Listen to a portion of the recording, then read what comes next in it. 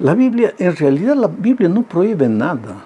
La Biblia es un libro de orientación. La Biblia trae las instrucciones divinas, no las prohibiciones divinas. El problema es que nosotros encaramos todo como prohibición, prohibición, prohibición. Cuando la Biblia dice, no os juntéis en yugo con los infieles, es simplemente por un motivo. Mira, para que un hogar sea feliz, el novio y la novia deben tener el mayor punto en común en los diferentes aspectos de la vida. La misma cultura, el mismo nivel social, la misma formación, la misma fe, esto es básico. ¿Quiere decir que usted está haciendo discriminación? No estoy diciendo que un rico tiene que casarse con un rico, un pobre tiene que casarse con un pobre, no. Pero para que una pareja sea feliz tienen que tener el mayor número de puntos en común, especialmente en el asunto de la fe. Ahora, si así mismo, teniendo el mayor número de puntos en común, ya hay dificultades, la vida matrimonial ya es un desafío de adaptación y muchas veces al primer año, al segundo, tercer, cuarto año ya se están separando las parejas. Imagínate cuando no hay puntos en común entre ambos novios y llegaron al matrimonio solo llevados por la atracción física. Especialmente cuando el fundamento de la vida cristiana es la fe. Yo siempre digo, un matrimonio para tener éxito, para ser un matrimonio feliz, no tiene que tener solo dos personas, tiene que tener tres. El hombre, la mujer y Cristo, porque en la medida en que ambos amen a Cristo, se van a amar uno al otro. Pero si uno cree en Jesús y el otro no cree en Jesús, ¿cómo va a funcionar eso? Entonces el consejo divino es, hijo, yo quiero que seas feliz. Trata de buscar una persona que tenga el mayor número de puntos en común contigo, especialmente que tenga la misma fe, que amen al mismo Dios, que sirvan al mismo Dios, que tengan la misma opinión con relación a las instrucciones divinas. Porque de otro modo uno va a pensar, este consejo divino es bueno, pero el otro va a pensar, eso es una tontería, y ahí ya comienzan las divergencias. Que Dios te bendiga. Vamos hoy a la lección número 9 para el 1 de junio del año 2024. El título de la lección es El fundamento del gobierno de Dios. Mira, el propósito de esta lección es mostrar que el fundamento del gobierno de Dios está formado por los 10 eternos principios de su santa ley, y que esta ley incluye el sábado como día del Señor. Oh, querido, la salvación nada más es que el rescate de los prisioneros y los condenados por el pecado. ¿Y qué es el pecado? Es el quebrantamiento de la ley de Dios. Si no hubiera ley de Dios, no habría pecado. Y si no hay pecado, ¿qué sentido tendría la salvación? Bueno, vamos a la primera parte de este estudio. El santuario y la ley de Dios. Juan tuvo una visión, escribiendo el Apocalipsis, y mira lo que él observó en su visión. Apocalipsis 11, 19, dice: Y el templo de Dios fue abierto en el cielo, y el arca de su pacto se veía en el templo, y hubo relámpagos, voces, truenos, un terremoto y grande granizo. ¿Te das cuenta? Juan en su visión vio el santuario, el templo de Dios allá en el cielo, y en el lugar santísimo estaba el arca, así como en esta tierra también, en el lugar santísimo del santuario estaba el arca. Juan vio el arca.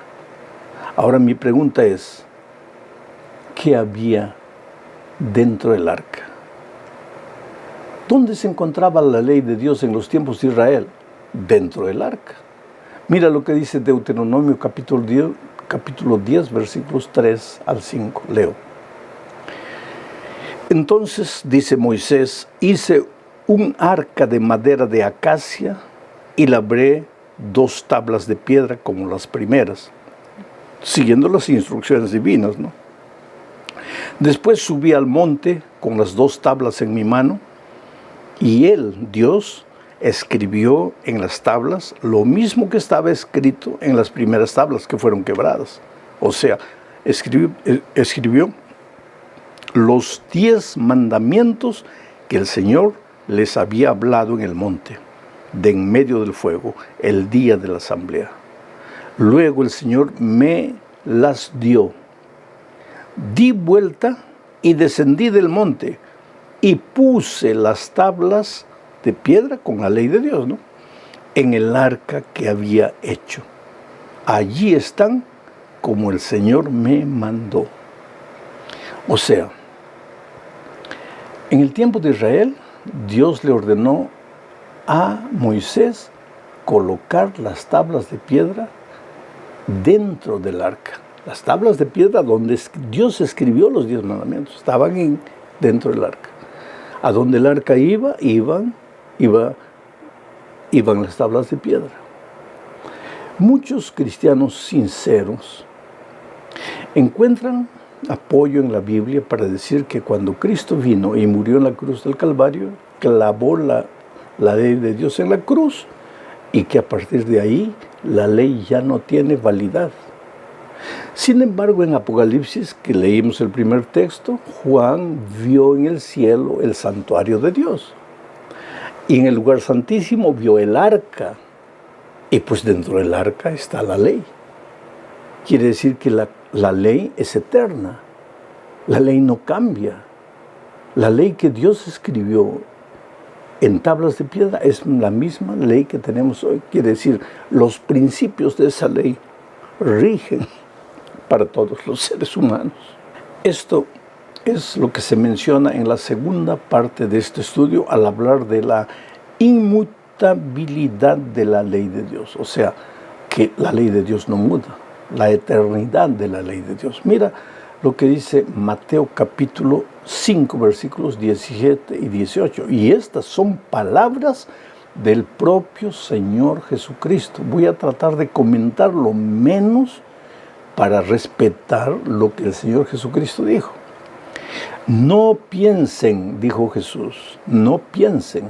Así que si tú eres uno de los que piensa, ahí escucha las palabras de Jesús que te dice, no piensen. No piensen que he venido para abrogar la ley o los profetas. Vuelvo a repetir, si tú eres alguno de los que piensa que la ley ya no tiene validad, escucha las palabras de Jesús que te dice, no piensen que he venido para abrogar la ley o los profetas. No he venido para abrogar, sino para cumplir. De cierto les digo que hasta que pasen el cielo y la tierra, ni siquiera una jota, ni una tilde pasará de la ley hasta que todo se haya cumplido. ¿Y cuándo es que todo será cumplido? Cuando el Señor Jesucristo vuelva. Quiere decir que en el cielo ya no habrá ley. No estoy diciendo esto. Pero los 10 eternos principios de la ley de Dios seguirán existiendo, tal vez no con la letra que tenemos hoy. Porque te digo una cosa, si la ley es eterna, ¿qué cosa es algo eterno? Algo que no tiene principio y no tiene fin. En el cielo, cuando solo existía Lucifer y los ángeles, ¿existían los principios de la ley de Dios? Claro que sí, porque si el pecado es el quebrantamiento de la ley, y Lucifer pecó, quiere decir que él quebró la ley allá en el cielo. ¿Existían los 10 principios? Sí. ¿Cuál fue el principio que Lucifer quebró? Tal vez el principio de la lealtad, de la fidelidad. Pero él quebró y por eso pecó. ¿Adán y Eva tenían los 10 principios? Claro que sí. La ley no había sido dada, solo fue dada en el Sinaí. Pero Adán y Eva pecaron, claro. ¿Y por qué pecaron? Porque quebrantaron la ley. En el pueblo de Israel ellos ya tenían las tablas escritas. Para el pueblo cristiano queda todavía los principios eternos, lo vamos a ver un poco más adelante, de la ley de Dios. Y en el cielo los eternos principios seguirán vigentes. ¿Por qué? Porque la ley de Dios es el reflejo del carácter de Dios. Y si la ley de Dios desaparece, desaparece su reflejo, el reflejo de su carácter. Y si desaparece el carácter de Dios, pues desaparece Dios. No tiene sentido la existencia de Dios sin su carácter, y la ley es el reflejo de su carácter. Voy a leer algo que dijo John Wesley, predicador tremendo, famoso, poderoso del siglo XVIII. John Wesley no era adventista, la iglesia adventista ni había aparecido todavía. Mira lo que John Wesley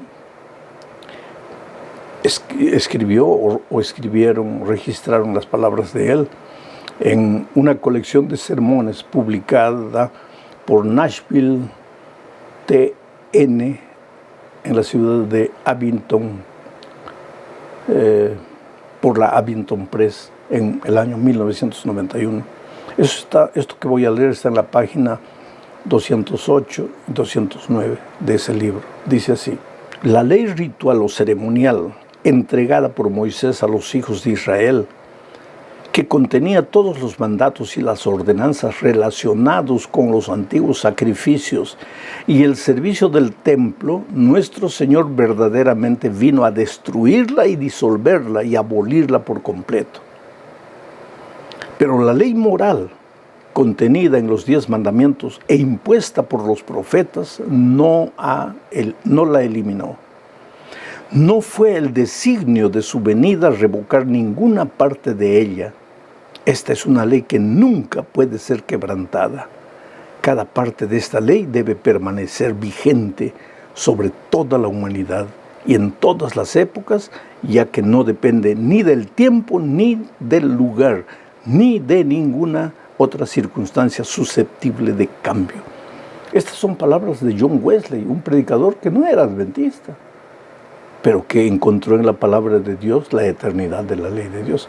Ahora mira lo que dice San Pablo en Romanos 7:7. ¿Qué pues diremos? ¿Que la ley es pecado? De ninguna manera. Al contrario, yo no habría conocido el pecado sino por medio de la ley, porque no estaría consciente de la codicia si la ley no dijera no codiciarás. ¿De qué ley está hablando Pablo aquí? ¿En qué ley dice no codiciarás? En la ley de los 10 mandamientos. Y Pablo está diciendo que él no sabría lo que es pecado si no existiría la ley de Dios. Entonces está claro y completa en Romanos 3:31 diciendo: luego, ¿invalidamos la ley por la fe? De ninguna manera. Más bien, confirmamos la ley. O sea, la gracia de Cristo no anula la ley. Somos salvos únicamente por la gracia de Cristo. Pero si hemos sido salvos por la gracia de Cristo, vamos a vivir una vida de obediencia a los 10 eternos principios de su ley, entre los cuales está el sábado. Y esta es la tercera parte de nuestro estudio. Para esto voy a leer Santiago 2, 11 y 12. Y voy a leer este texto porque el otro día alguien me hizo una pregunta interesantísima.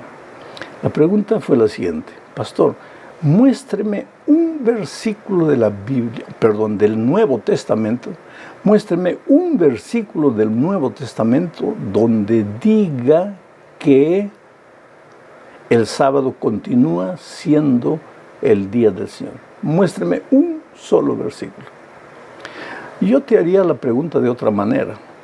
Muéstrame un solo versículo en el Nuevo Testamento donde diga que porque el Señor Jesucristo resucitó el domingo, o porque el Señor Jesucristo se reunió en algunas ocasiones con sus discípulos el domingo, el sábado deja de ser el día del Señor y comienza a ser el domingo. Muéstrame.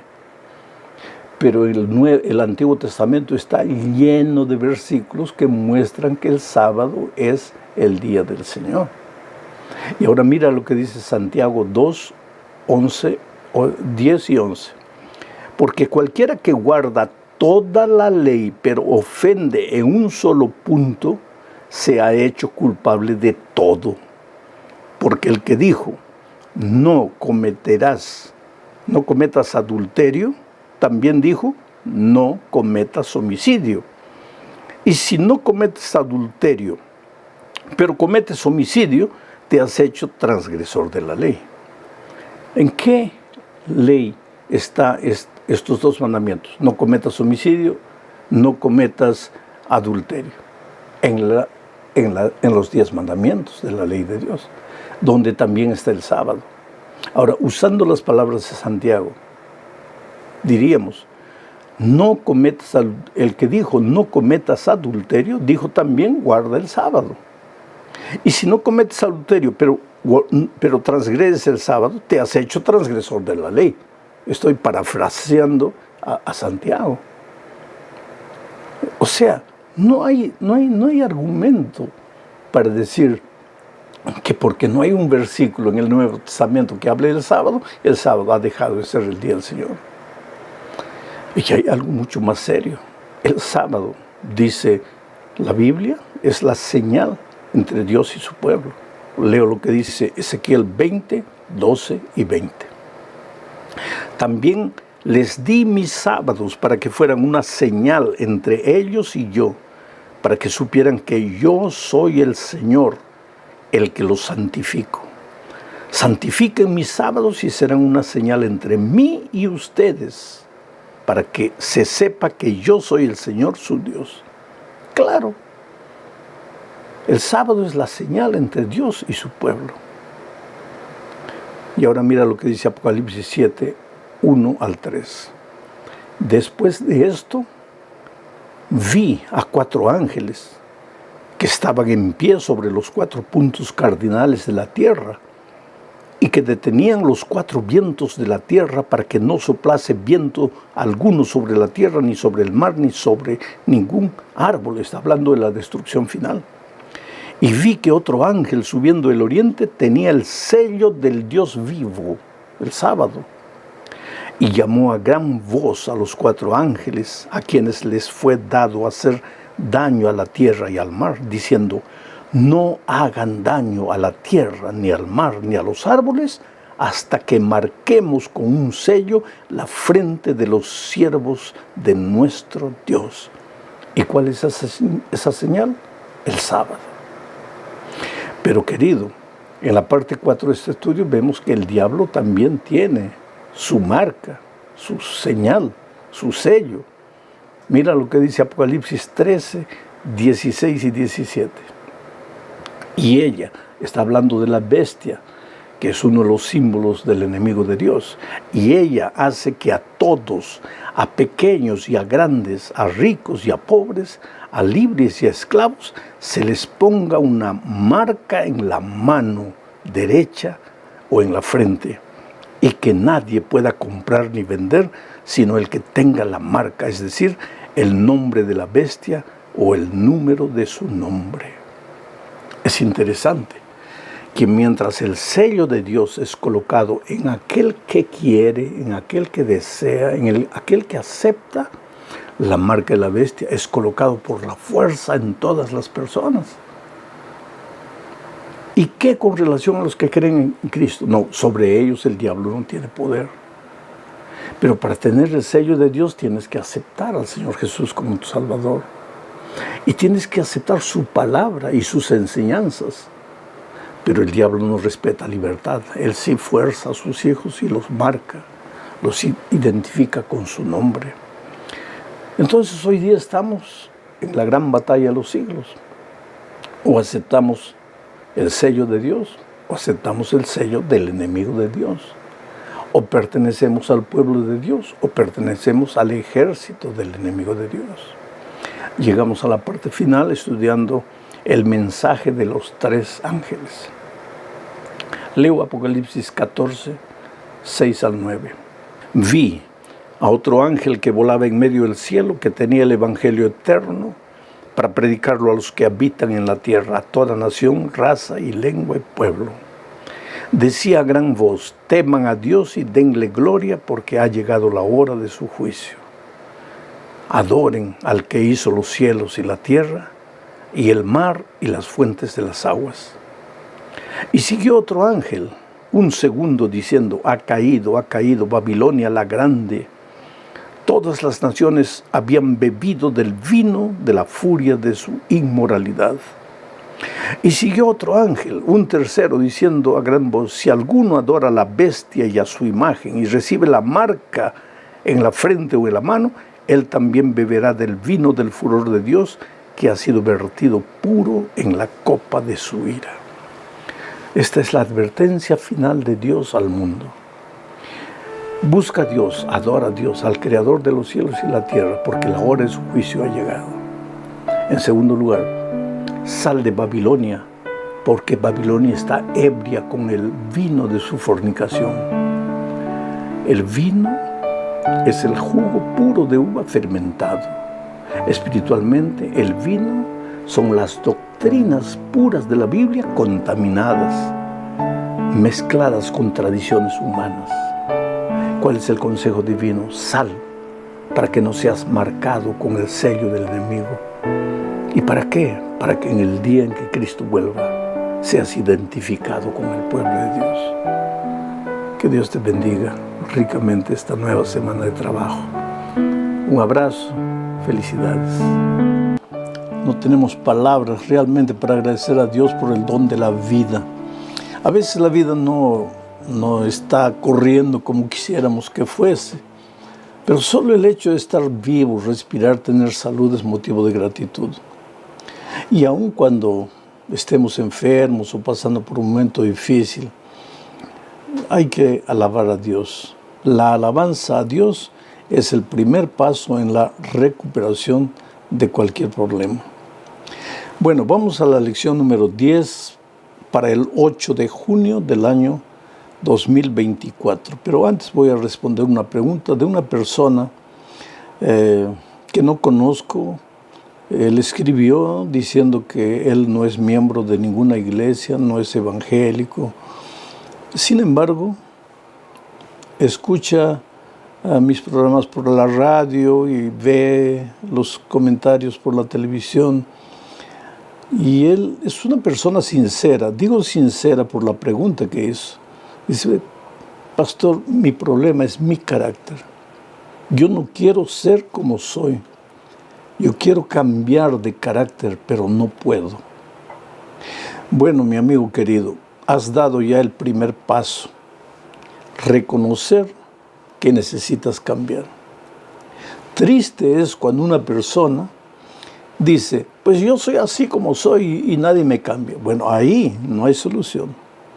Pero cuando tú reconoces que necesitas cambiar de carácter, ya diste el primer paso.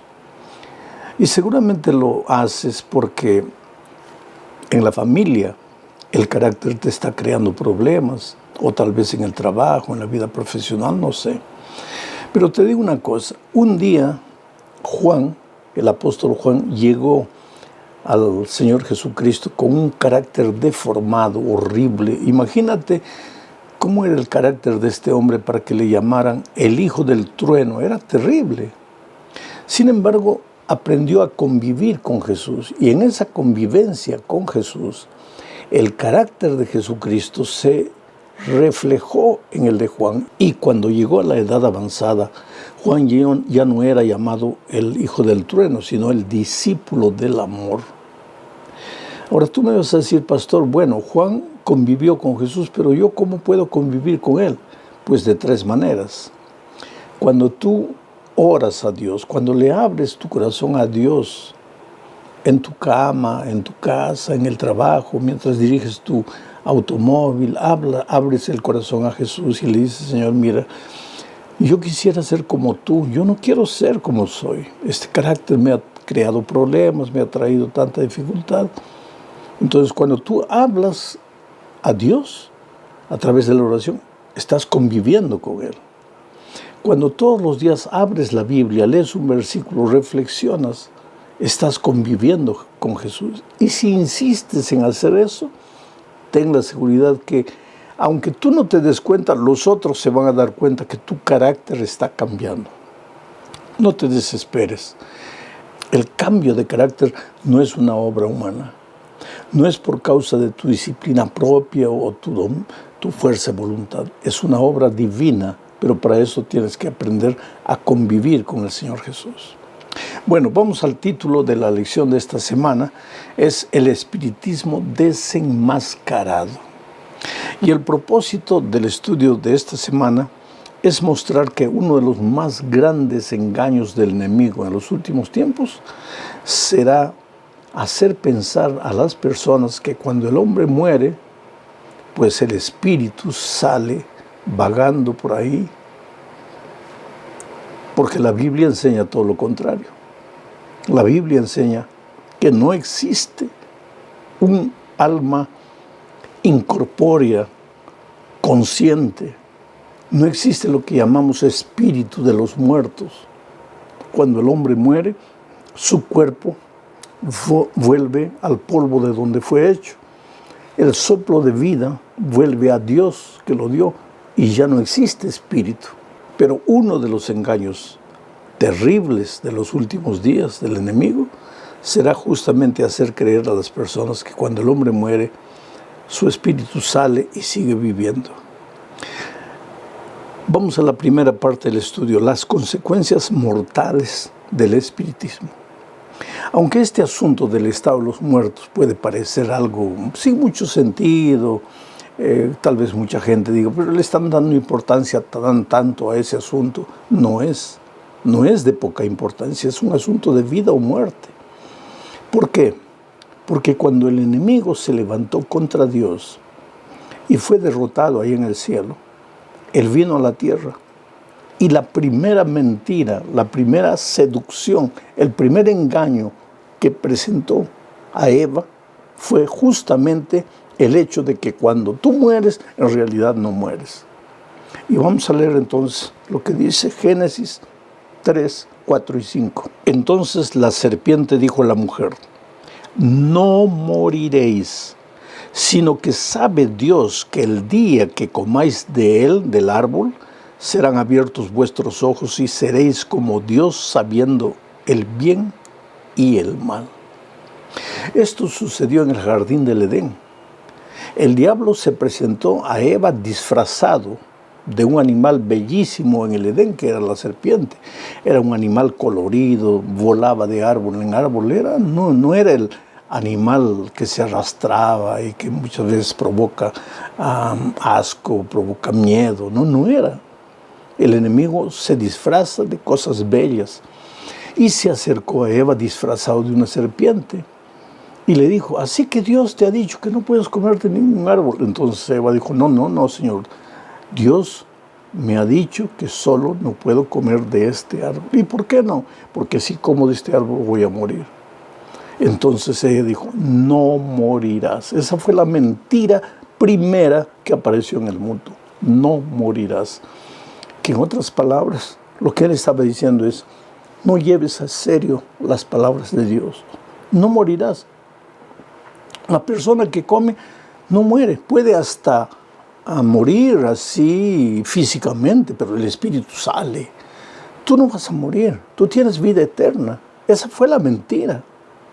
Sin embargo, ¿qué es lo que la palabra de Dios afirma? Mientras el diablo dice: no morirás, el espíritu no muere, el espíritu sigue consciente, incorpóreo, andando por ahí. ¿Qué es lo que la Biblia dice? Leo Mateo 10, 28.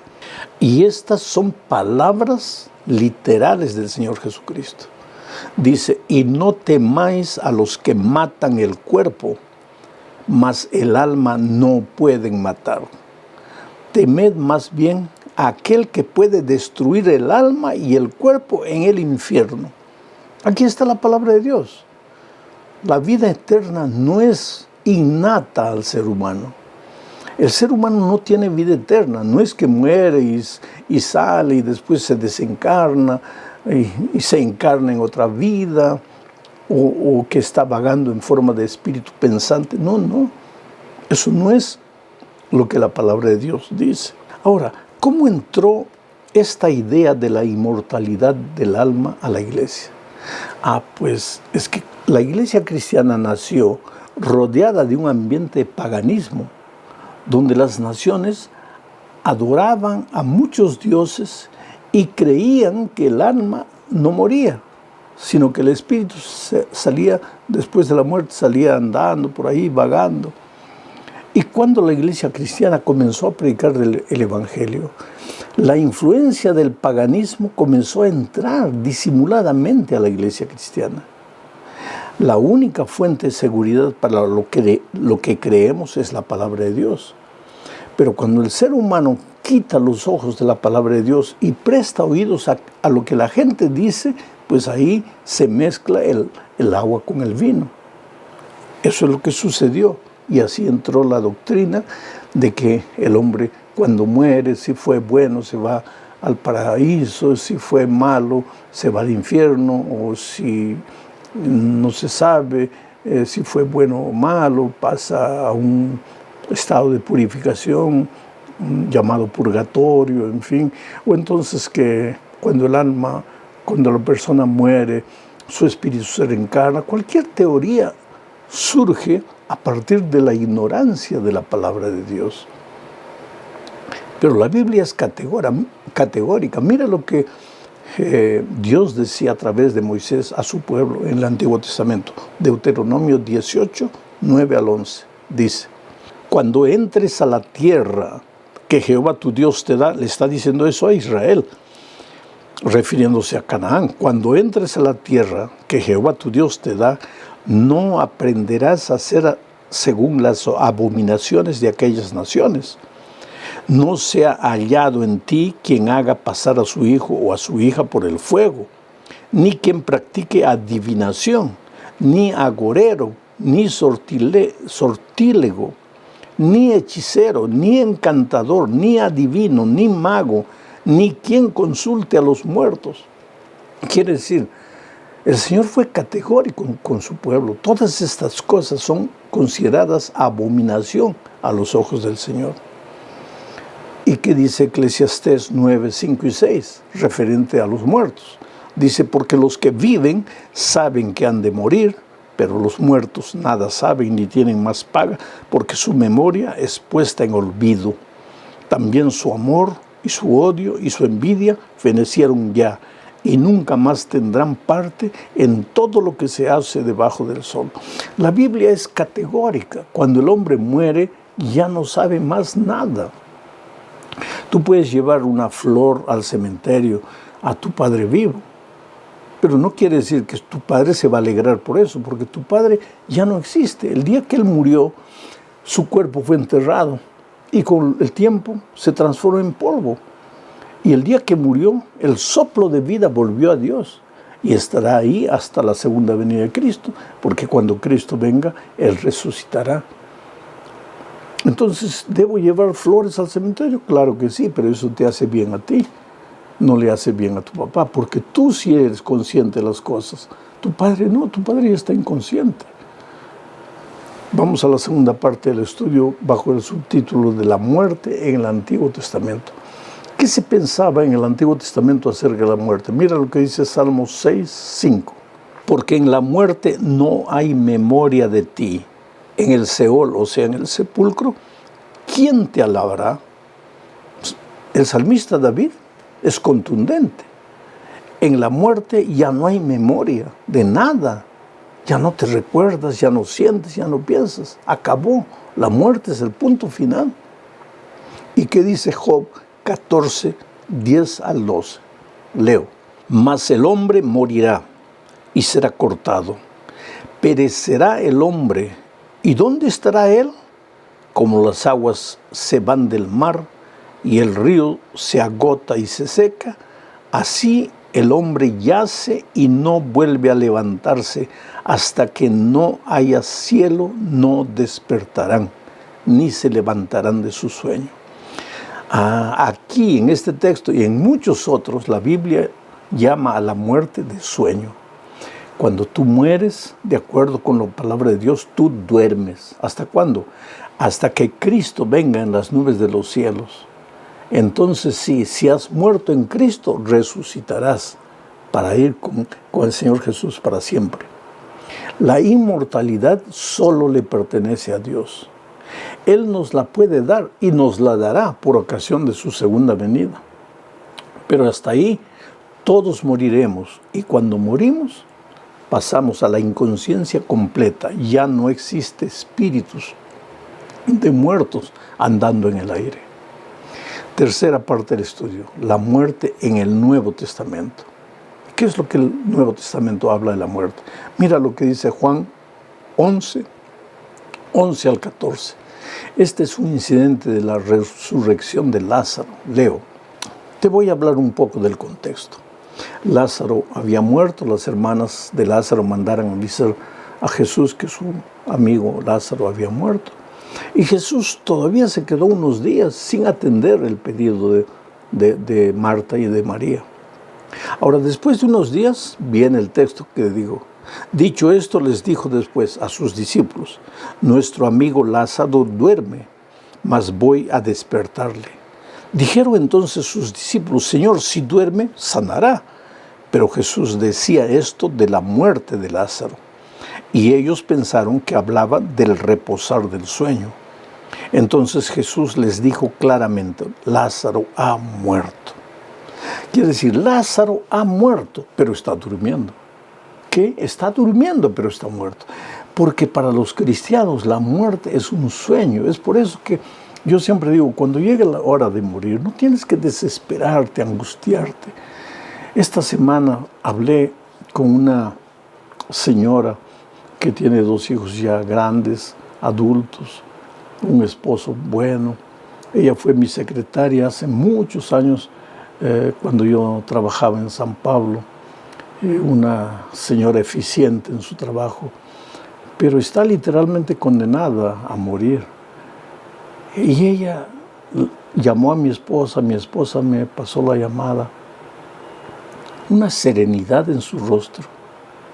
Me dice: pastor, solo quiero que usted ore para que Dios me haga dormir en paz, porque yo sé que cuando Cristo vuelva voy a resucitar. ¡Qué esperanza! Y es que la Biblia dice que la muerte física en esa tierra, esa es solamente un sueño. Leo primera a los Corintios 15, 51 al 54. Mira, he aquí os digo un misterio. No todos dormiremos, pero todos seremos transformados. En un momento, en un abrir y cerrar de ojos, a la final trompeta, porque se tocará la trompeta y los muertos serán resucitados incorruptibles y nosotros seremos transformados, porque es necesario que esto corruptible se vista de incorrupción y esto mortal se vista de inmortalidad. Y cuando esto corruptible se haya vestido de incorrupción y esto mortal se haya vestido de inmortalidad, entonces se cumplirá la palabra que está escrita: sorbida es la muerte en victoria.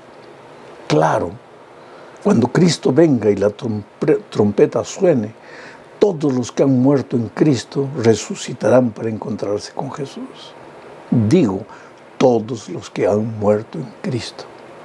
Ahora, si tú no has aceptado a Jesús, si tú no has vivido una vida de comunión con Cristo, entonces sí, la muerte pues es el fin de todo para ti. Y de acuerdo con Apocalipsis, tú resucitarás, pero resucitarás para volver a morir. No queremos eso para nosotros. Por eso es que Jesús tiene que ser el centro de nuestra experiencia. Leo más. Primera a los Tesalonicenses 4, 15 al 17.